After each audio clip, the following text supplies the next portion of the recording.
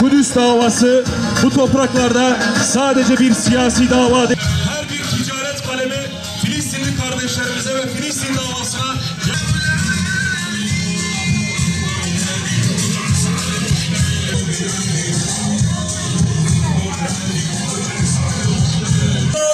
İsrail'e kalkanı direnişçi ol. İşbirlikçi olma, direnişçi ol. Sürüyor, petrol gidiyor, soykırım Gazze'ye selam, direnişe de. Öfkemi döktüm acı sözlere tüm insanlık adına. Haseten Müslümandır kimliğim, davamız Allah adına. Savunduğum bütün değerler ancak İslam adına. Şehitlerin yolu yolumuzdur, bu yol iman adına. Meydanlar, kaldırımlar, şahit olun, tanıyın bu ümmeti. Ülkemin zulmü desteklemesine gelecek Allah'ın laneti. Bunu kabul etmeyenleriz, yüreklerimiz davada birleşti. Haykırıyoruz gür bir seda ile, duyun, zulüm bizi kirletti. Haykırıyoruz gür bir seda ile, duyun, zulüm bizi kirletti. Euzu billahi mineşşeytanirracim. Bismillahirrahmanirrahim. Rabbi şrahli sadri ve yessirli emri vehlul ukdeten min lisani yefkahu kavli. Değerli Urfa Filistin dostları, bugün burada toplanmamızın amacı okuduğum bu duanın sahibinin Firavun'a meydan okuması gibi bizim de başta Trump ve Netanyahu olmak üzere çağımızın firavunlarına meydan okumak, karşılarına dikilmek ve onları lanetlemektir. Hemen peşi sıra yanlış yapan yöneticilerimizi açıkça uyarmaktır. Defalarca dile getirdik, yanlışlarınız devam ettiği sürece daha güçlü bir şekilde dile getirmeye devam edeceğiz. Yöneticilere sesleniyoruz. 7 Ekim 2023'ten bu yana 60 bine yakın masum Filistinliyi katleden Siyonist İsrail rejimiyle bütün ilişkileri bir an önce kesin. Hileli yollarla Filistin ve 3. ülkeler üzerinden devam eden ticarete tamamen son verin. Salyası akan kuduz köpek gibi önüne gelene saldıran Siyonist çeteye petrol sevk etmekten vazgeçin. Eliniz Filistin halkının kanından sonra İran halkının kanına da bulaştı. Bir an önce bundan vazgeçin. Oluk oluk masum kanı akarken varil başına $1.27 kazanma hırsınızdan vazgeçin. Bu milletin alnına bu kara lekeyi sürmeye hakkınız yok. Amerika ve İsrail'e hizmet eden Kürecik ve İncirlik üslerine el koyun. Ahlaksız asker ve personelinin tamamını ülkemizden def edin. Bu katliama karışan çifte vatandaşlık sahibi kişileri soykırım suçundan yargılayın ve cezalandırın. Siyonist rejim yöneticilerini çok sert sözlerle kınamalarınıza doyduk. Lütfen somut adımlar atın. Yanlışlarınızdan vazgeçene kadar bu işin peşini bırakmayacağımızdan, bu zulüm karşısında bir şey yapamamanın kahrını yaşayan sessiz ve çaresiz çoğunluğu harekete geçirmek için elimizden gelen her şeyi yapacağımızdan, hakkımızı helal etmemekten oy vermemeye kadar bütün meşru yolları sonuna kadar kullanacağımızdan emin olabilirsiniz. Daha fazla gecikmeden bu samimi sese kulak verin. Az önce okuduğum dua ve bu duayı okuma niyetimiz bu eylemin özünü oluşturmaktadır.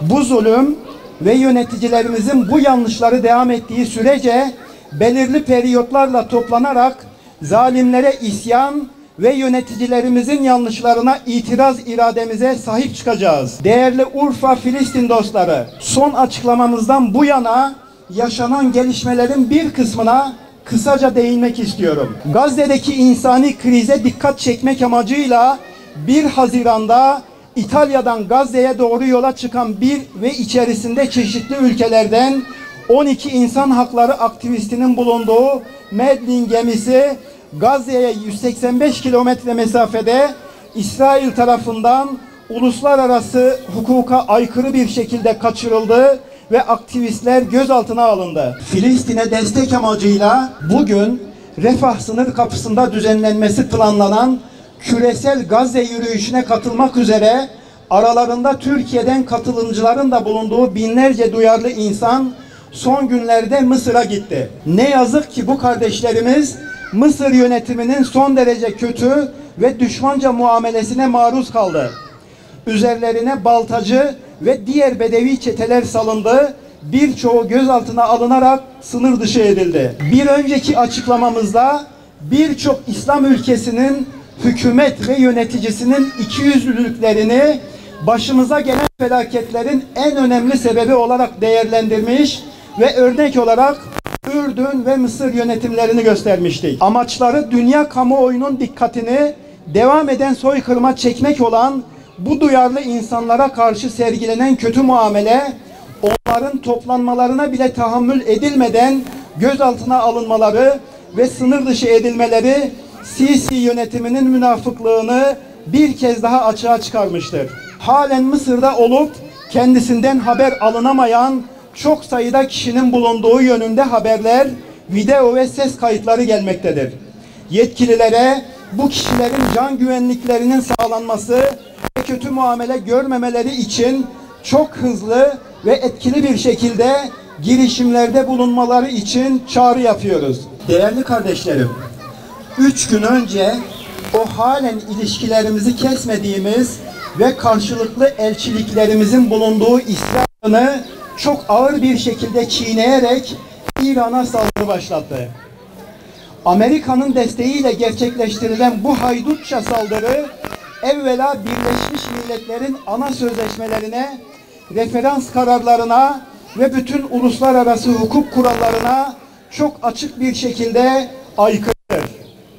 Başta bölge, sonra dünya barışına karşı işlenmiş çok ağır bir suçtur. Uluslararası hukuk kurallarına açıkça aykırı olmasına rağmen İran'ın nükleer tesisleri hedef alınmış, bölge halklarının can güvenlikleri tehlikeye atılmıştır. Hukuka, adalete, insan haklarına, dünya barışına zerre kadar bile saygısı olan bütün devletler, bütün örgütler ve bütün insanlar bu haksız ve ahlaksız saldırının karşısında yer almak zorundadır. Ne yazık ki hemen hemen bütün dünya ikiyüzlüce saldırganı ve saldırıya uğrayanı aynı kefeye koyan cılız tepkiler gösterdi.